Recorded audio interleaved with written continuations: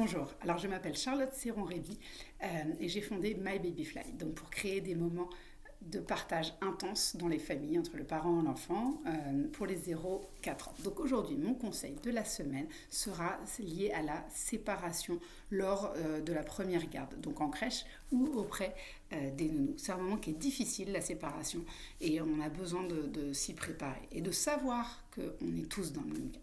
Donc on vient d'être parents, on passe un quotidien fantastique en congé maternité auprès de son bébé, on apprend à le connaître. Au début, on fantasme et on fanfaronne en disant oh là là, mais moi l'arrivée d'un enfant ça changera rien, mes grands principes je les aurais toujours, je pourrais les appliquer, les théories on me les a racontées mais j'aurais pas de problème parce que je suis différente. On ne sait jamais qui l'on sera après notre premier enfant. On veut toujours que tout se passe comme avant, que rien ne change, et on parvient à tout faire au démarrage. Donc on arrive à aller faire voir ses amis, à tout gérer, à bosser. Voilà. Et après, on se rend compte que les choses commencent à changer en nous. Et il arrive beaucoup trop vite le moment où bébé doit être gardé et où on doit se séparer de lui. Et là, vous vous sentez triste, vous ne voulez plus reprendre le travail, vous vous demandez pourquoi je ne peux pas passer plus de temps avec lui finalement, je veux voir ses évolutions, je culpabilise de ne plus être là avec lui, j'ai l'impression de l'abandonner. Voilà. Donc pour comprendre un peu tous ces mécanismes qui se passent chez l'enfant et ce que vous pouvez finalement ressentir durant cette période, je vous invite donc à lire les écrits d'un excellent psychiatre et psychanalyste, Donald Winnicott. Il s'est attaché finalement dans ses travaux à comprendre l'influence de l'environnement de l'enfant dans son développement psychique. Il y a une espèce de fusion finalement entre vous qui se crée et votre enfant. Imaginez-vous que vous l'avez finalement pendant 9 mois, 24h24, dans votre ventre, toujours près de vous. C'est normal que vous preniez du temps finalement à accepter que ce petit être est maintenant un être à part entière et qui doit prendre son autonomie et prendre conscience de son moi. Donc Winnicott a détaillé finalement le concept de mère suffisamment bonne ou good enough mother et vous en avez d'ailleurs sans doute déjà entendu parler auparavant. Finalement, ce qu'il dit, c'est que pendant les premiers mois de la vie de son enfant, la mère s'identifie énormément à lui et s'adapte finalement à ses besoins. C'est ce que vous faites vous tous les jours avec bébé. Au tout début, le nouveau-né, finalement, il est dans une relation de dépendance absolue vis-à-vis de son entourage. Donc, petit à petit, cette dépendance va diminuer.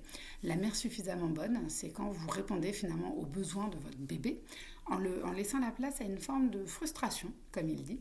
La mère n'est ni trop longtemps absente, ni envahissante. Pour Winnicott, le trop plein d'amour, finalement, peut être aussi toxique que le manque d'amour. Le trop peu fait souffrir l'enfant de carence, mais le trop plein, ça maintient l'enfant dans une sensation de dépendance. Et plus précisément, ça empêche l'identification du moi, comme différencié finalement de sa mère, ou bien de son entourage.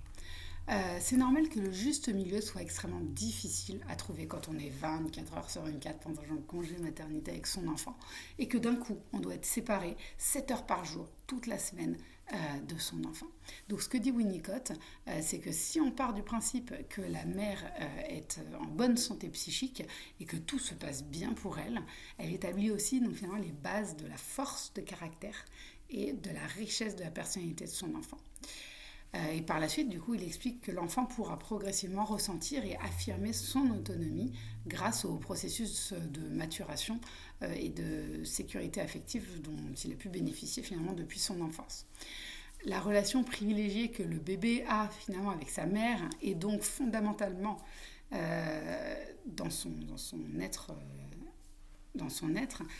c'est extrêmement important pour son bon développement et processus de maturation. Donc, ne vous en voulez surtout pas de lui dire je t'aime à tout bout de champ ou de lui faire des bisous, de le prendre dans vos bras, c'est positif. Il faut simplement trouver ce juste milieu pour qu'il ne reste pas l'extension de vous, l'extension de vous-même trop longtemps. surtout quelques semaines avant de le faire garder. C'est là où c'est le moment important. Dans un de ses articles, il expliquait la préoccupation maternelle primaire. Il décrit donc les caractéristiques de ce lien mère-enfant. C'est extrêmement intéressant. Donc pour Winnicott, cet état de préoccupation maternelle primaire pourrait paraître presque pathologique s'il n'était pas lié à la naissance du bébé. Et il pourrait être comparé à un état de repli que pourrait avoir la mère, ou à un état de dissociation, au cours duquel un des aspects de la personnalité prendrait temporairement le dessus. C'est pourquoi donc, vous pouvez avoir l'impression que certains de vos amis, de votre entourage, trouveront que vous êtes complètement différente depuis la naissance de votre premier enfant. Parce qu'on ne sait jamais qui on sera suite à la naissance d'un enfant. C'est un peu la magie de la chose. Depuis qu'elle est mère, elle ne parle plus que de ses enfants. Avant, elle parlait que business, maintenant c'est que de ses enfants. Ça change du tout au tout, c'est très étrange. Et oui, les gens se poseront ces questions-là et se diront ça. Ça sera surtout les personnes qui n'auront elles-mêmes pas eu d'enfants. Mais c'est pas grave parce qu'on est tous dans le même chemin. Cette maladie normale, comme il dirait, est caractérisée par une attention extrême envers bébé et un certain finalement désintérêt pour soi. C'est pourtant l'essentiel pour le développement psychique premier du bébé, c'est que vous arriviez à apprendre à faire attention à vous. Donc la mère et l'entourage a également un rôle finalement fondamental concernant l'existence psychosomatique de son bébé. Il ne peut se développer correctement sans finalement la présence d'un être humain qui participe à deux concepts rassurants et constructifs pour l'enfant, le holding et le handling. Le holding, c'est l'art finalement de porter physiquement et psychiquement le bébé. Le handling, c'est la manière d'être concrètement en contact avec le bébé dans tout ce qui est soins du quotidien, maternage, etc. Ces deux concepts que vous pratiquez spontanément font que c'est difficile de se dire que ce ne sera plus possible le jour où vous allez reprendre le travail. Et est-ce que finalement le personnel de la crèche, est-ce que la nounou sera capable de faire la même chose que moi et de lui procurer ces deux concepts de manière suffisamment forte pour le construire? Ce sont des questions qui restent. Notez-les-vous ces questions et partagez-les aux personnes qui vont garder votre enfant. Maintenant, je vais vous donner donc les clés concrètes pour une adaptation réussie en 3 étapes. Première étape, c'est l'anticipation. C'est pas toujours évident, mais il faut se dire que quelques semaines avant, il faut démarrer l'adaptation par vous-même. Donc démarrer l'adaptation avant la reprise du travail. Pensez à introduire le biberon. Même le lait maternel, vous pouvez le mettre en biberon sans problème. Laissez également découvrir à votre enfant l'univers, l'espace du sol, l'univers du sol, puisque souvent il y a papa, maman, grand-parent, l'oncle, la tante, etc., qui voudront prendre votre bébé dans les bras.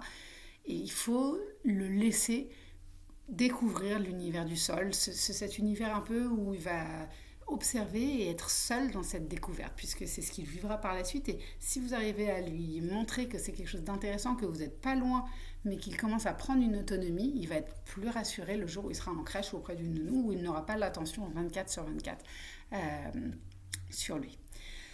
C'était le premier point. Deuxième point, c'est la communication. Donc, envers votre enfant, expliquez-lui qu'il va être gardé par quelqu'un de confiance, que vous avez choisi pour son bien. Parlez-lui le jour de l'adaptation et les jours suivants, et ne vous dites surtout pas qu'il ne faut pas que je lui dise au revoir, parce que sinon il va réaliser que je ne serai pas là, et du coup il sera moins triste si je ne lui dis pas. Ça ne marche pas ça. Au contraire, apprenez à dire au revoir, et sans culpabiliser, avec le sourire. Et transmettez-lui finalement cette joie qu'il va vivre auprès de la crèche, auprès de la nounou que vous avez choisie pour lui. Ils vont lui apporter finalement tout le bonheur et l'aide à son développement. Pensez-le sincèrement et dites-lui surtout. Si vous êtes triste, dites-le lui, mais sans culpabiliser encore une fois. Donc maman est triste parce qu'elle voudrait passer plus de temps avec toi. Maman, elle doit aller travailler pour pouvoir manger, dormir dans un toit protecteur pour toi et pour moi et pour tout le monde, pour notre famille. On passera des moments chouettes ensemble et c'est pour ça que je dois te laisser passer tes moments à toi, finalement de découverte du monde qui t'entoure auprès de personnes bienveillantes que l'on a choisies pour toi. Voilà. Dans la communication, il y a aussi la communication auprès des professionnels. C'est également envers les professionnels qui le garderont qu'il va falloir créer un espèce de mode d'emploi pour qu'ils sachent comment votre enfant fonctionne. Notez donc quelques semaines avant toutes les craintes que vous avez, mais également tout le quotidien de votre enfant. Comme ça, vous lui transmettrez dans un petit cahier pour qu'il puisse tout retenir. Troisième point essentiel, positivez. Ayez confiance en ce que vous avez choisi. Nounou, crèche, peu importe, vous ne l'avez pas choisi pour rien. Ayez confiance. Les enfants sont des éponges. Ils ressentent si ça ne va pas pour vous. Donc si vous y croyez, ils y croiront. Donc voilà 3 étapes. Comment réussir son adaptation. Sachez que vers 8 à 9 mois, il y a la période de l'angoisse de la séparation. Donc c'est pas évident si c'est à cette période-là. Pour l'enfant, ce ne sera pas forcément évident de le vivre. Donc pensez privilégier plutôt avant ou après. Mais sinon, votre enfant, il est plus adaptable que vous finalement. Ne vous inquiétez pas, il va y arriver. Voilà, donc j'espère que ce moment passé ensemble vous aura aidé à aborder sereinement finalement cette période vraiment pas facile. Sachez que le temps vous aidera également à vivre la chose plus sereinement. Et souvent, on ressent finalement nos priorités à partir du moment où on a un enfant. Et c'est normal. Donc vos priorités et votre temps. Je vous recommande donc un autre article qui est extrêmement intéressant. Donc, en premier lieu, je vous ai recommandé Winnicott. Et en deuxième lieu, je vous recommande un autre article intéressant qui est un article des Louves, L-O-U-V-E-S, sur Métro Boulot Bébé, qui est vraiment super sur ce sujet également et qui vous fera donc déculpabiliser et comprendre pourquoi vous ressentez toutes ces choses-là. Et vous alors, du coup, comment avez-vous vécu finalement cette adaptation en crèche ou auprès de la nounou ? C'est intéressant d'avoir vos inputs, d'avoir vos conseils. N'hésitez pas à les mettre sur nos réseaux, à y répondre en dessous parce que tous les parents s'en imprégneront et ça les aidera. Donc bon courage et venez participer finalement à nos ateliers pour partager avec d'autres parents ces situations qui peuvent être parfois complexes. Et puis également, nous pourrons faire bénéficier donc de notre guide en ligne sur comment accompagner bébé dans son éveil. Donc regardez sur notre site internet, vous trouverez tous ces éléments qui vous aideront finalement dans votre quotidien un peu plus à appréhender ces périodes et surtout à passer des moments qualitatifs avec vos enfants. Je vous souhaite une excellente journée et à très bientôt.